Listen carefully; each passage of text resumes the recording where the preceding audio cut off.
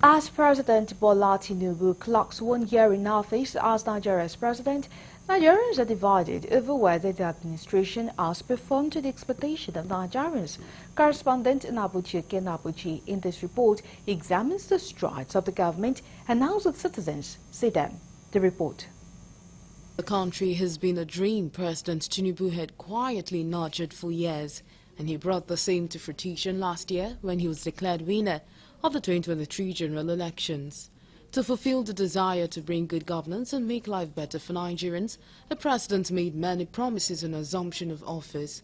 1 year down the line, he sees his administration as performing and delivering on his renewed hope agenda, from road infrastructure to agricultural development, security, youth development, and general welfare of the citizens. The administration thinks it is set to deliver on its electoral promises.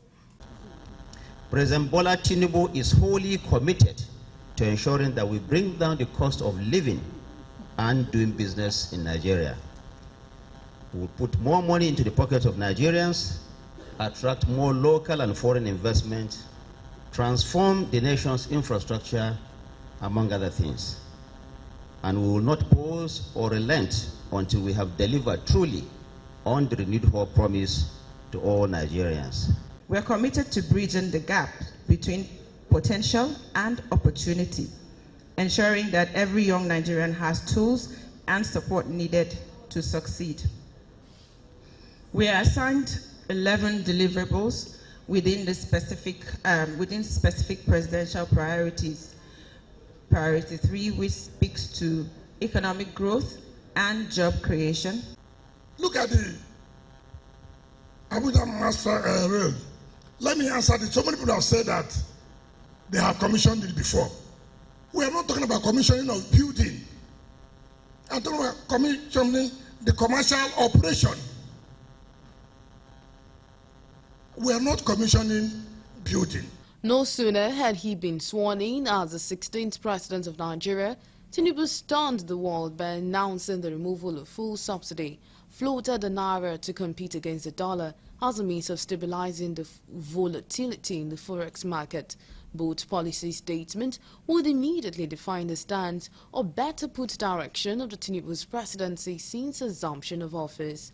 It immediately took a toll on the living conditions of Nigerians, such that many could no longer afford petroleum products cheaply, which is a basic energy source for most citizens. Many pundits have also argued that President Tinubu was not to be blamed for the economic and social woes being faced by the nation right now. Indeed, they argued that Tinubu inherited an already battered economy where corruption and security nearly brought the country down to its knees. People in government are employed. We have millions of Nigerians that are working on the street, buying and selling. What we need the infrastructure, stable electricity for them to work, for them to gain, to benefit from the government. And they have to take a very drastic step, like infrastructure, like a coastal 700 kilometer way, which is going to be embrace a lot of economy. In the area they have done well. The where I think they should act fast now is the current hardship. They know many, elevation program. They know many incentive they can give out to the public. Are you hearing me? Just like what they did, the subsidy, they say they want to send in some money to people. They want to make transportation, free transportation. They give out a kind of a scheme that, assists the masses. Beyond the subsidy crisis, which has pitched the precedent against the organized labor movement, Tinubu's government in the last 1 year has been characterized by a tax burden of all sorts. Only recently, the Central Bank of Nigeria, in a bid to reflect the economy and bring stability to the forex system, introduced cybersecurity levy. But Tinubu made a waiting to suspend the policy when the wailings of citizens became unbearable for the government.